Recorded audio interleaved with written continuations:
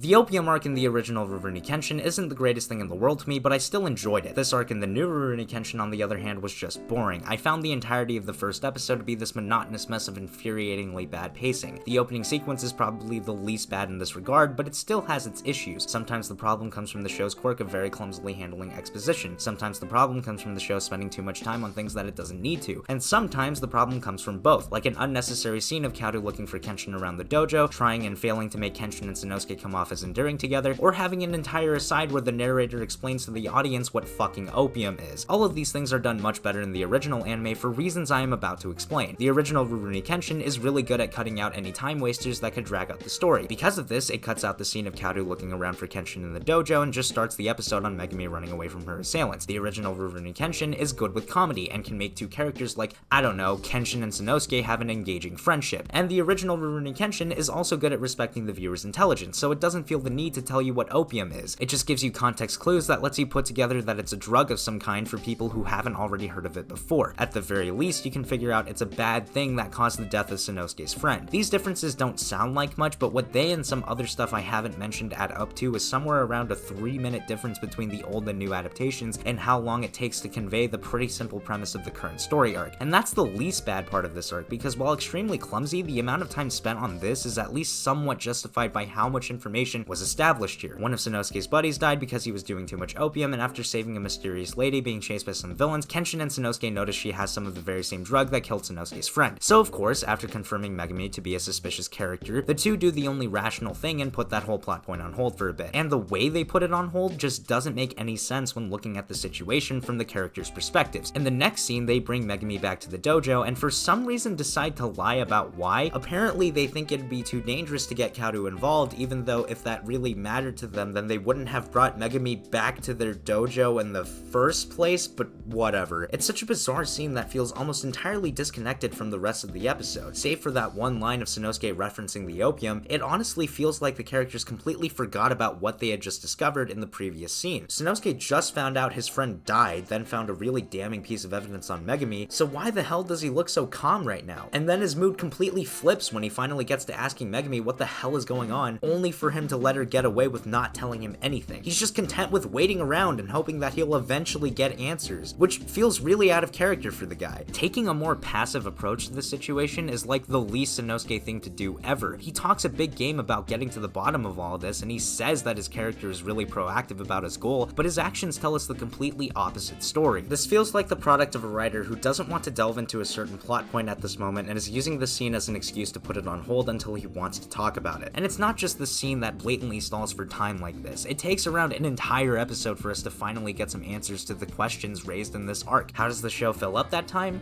Well, with the scene that introduces the villain of the arc in the most boring way ever, but we'll get to that, another scene of the main characters asking Megumi about the opium and her refusing to tell them, followed by a scene of forced character chemistry between the main group as well as the most pitiful attempt to give us insight into Megumi's past, the opening of the next episode, the first fight of the arc, Yahiko getting poisoned, which doesn't have much tension because it happens in the middle of the episode and gets resolved pretty quickly, but in all fairness, it works to make Megumi a bit more likable, a boring talk between Kenshin and Megumi combined with a lengthy exposition scene about every detail of her life up until now, and then we finally get the explanation for why she had opium on her. I want to make it clear that none of the ideas behind these scenes are bad on their own. The problem is that from the way the opening scene of the arc is presented, it feels as though they're trying to make the central question of the arc, why does this character have opium on her? It's the biggest mystery given to us at the beginning, there's this ominous track playing in the background when she drops the packs, and the show focuses on all the characters' faces to make this moment seem full of weight and importance. So to go from that to whatever the fuck this is straight up jarring. Because of how clearly important this first mystery is, every scene they don't address it feels like padding, especially when you have to use nonsensical character logic to avoid talking about it. So how do I think the original anime fixes this? For one, the placement of this scene is actually much better. Instead of putting it at the beginning of the episode, the original anime smartly places it at the end of the episode and focuses heavily on Sanosuke's newfound suspicion of Megumi as a cliffhanger. With this placement, the original anime didn't risk absolutely tanking its pacing for the second half of this episode and forcing its viewers into playing a game of will they or won't they, just get to the fucking point already. That jarring scene of Kenshin and Sanosuke lying to Kaoru for no good reason doesn't have any issues anymore because they take the terrible reason for Kenshin and Sanosuke to lie in that situation away from the two of them. Since in this version, they don't know that Megumi has anything to do with the opium they were made aware of when coming back to the dojo, they have no reason to lie and threaten the safety of their close friend while pretending that they're actually doing the opposite. Instead, Kenshin just straight up tells Kaoru what happened, but is interrupted by by Megumi being a whore, which leads to him getting beaten up. I can understand someone being frustrated with Kauto here, but this is definitely much less contrived than the new version's way of handling the scene. At least this version of events is something that I can actually see happening for these characters. This placement also makes it so when Sanosuke confronts Megumi about the opium, the story can get into it right away instead of just continuously pretending like it'll eventually maybe do something interesting. But even when you look past the fact that every scene in the new version feels like a constant distraction from the main source of intrigue in this arc, there's the fact that these distractions are all just really boring and take up way too much time in and of themselves. For example, let's take a look at how the villain of this arc is introduced. Now, I'm sure this scene was supposed to feel really cool and like a setup to an epic confrontation, but at the end of the day, it's just another boring ass exposition dump where the main characters just stare at this dude from the other side of a river and do nothing but try to convince us that he's supposed to be intimidating. And this scene takes forever, just under 4 minutes of the most stilted and dry character rambling that you can possibly imagine, where almost nothing moves except for the characters' mouths, and the dialogue isn't interesting at all. It's the same cliche drivel we've heard time and time again about every villain, that he's a cutthroat prick who gets rid of anybody he deems useless, and that he has this massive army at his disposal, which makes him a threat. Wow. And I'm not saying you can't make a decent villain with these character traits,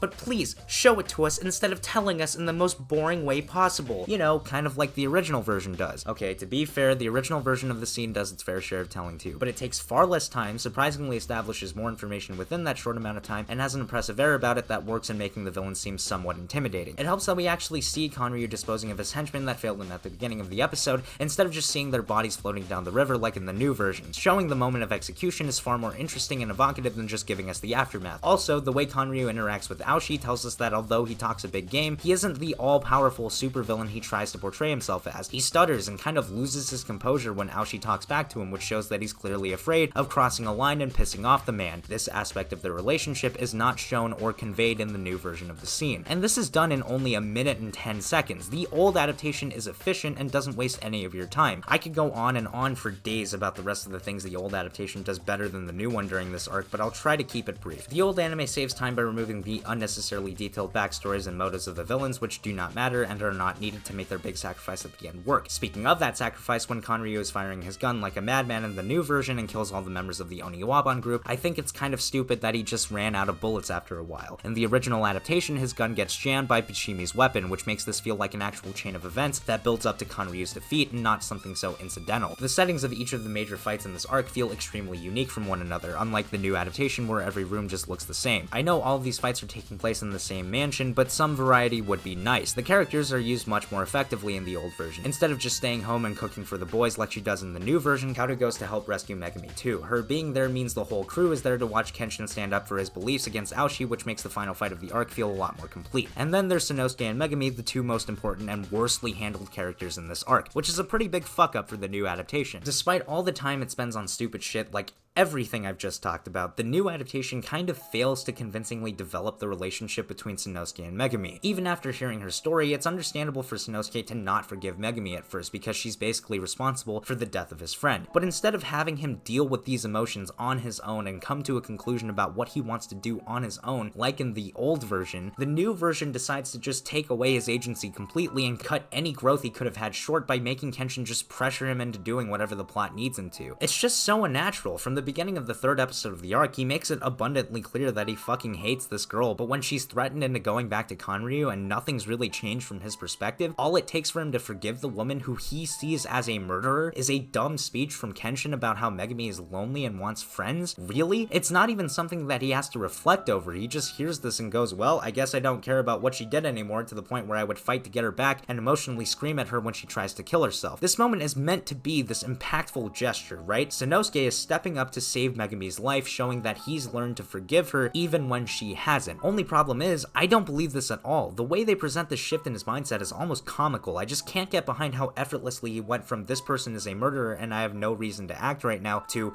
I'm done thinking about trivial things and I'm just gonna do whatever you tell me to. The old version handled this development much better. Firstly, after hearing Megumi's story, it's clear that Sanosuke is a lot more conflicted than his newer counterpart is. You can see in both his body language and how he speaks that while he definitely doesn't want to forgive However, he finds it kind of hard not to. Secondly, when Megumi is being threatened by Kanryu to come back, Sanosuke is actually there listening to the whole thing, which turns a scene that originally only worked for the sake of progressing the overarching plot into an effective turning point for Sanosuke as a character. It gives him a chance to start empathizing with her more, so when it comes time for him to make a decision about what to do, it feels like his decision, something that he chose to do and not something forced onto him by some higher being who can control his every action. And I also like how he actually leads the charge on Kanryu's mansion when he ultimately decides to fight for Megumi in this version. It's a badass detail that subtly acknowledges his growth. When Sanosuke and Megumi interact at the end of the arc in the original, it's meaningful. It's a brief interaction, but one that perfectly sells how these two have changed over the course of the story. While this scene is nice on its own, it's definitely helped by the fact that the way their relationship developed was believable. The new version of this scene is the definition of obligatory. It's boring to look at, boring to listen to, and boring from a character perspective. Megumi had practically no reason to have this final interaction with Sanosuke at the end of it, considering how, even in the way the story is presented, he really didn't do much here. Kenshin is the one who changes her outlook on and breathes new meaning into her life, not Sanosuke. Now, yes, Megumi does flirt with Kenshin before this, but my point is, this scene is supposed to be some kind of culmination in everything these two characters went through during this arc, and it doesn't serve that purpose well, since not only did Sanosuke not grow at all, but he didn't even play that great of a role in helping Megumi grow either. He was just the guy in the corner who said some things occasionally. He was a side character in his own arc. It takes what should be an emotional recognition of growth for as well as farewell to a character and turns it into an eye-rolling scene where all I'm thinking is just hurry up and leave so I can too. This arc spent so much time focusing on all the wrong things and ended up neglecting the only story it needed to tell, a common theme with the new adaptation, but that's for another time. Hopefully, even if you disagreed with any of my opinions, you can still see where I'm coming from, or maybe I'm just full of shit. Regardless, I'll be going now.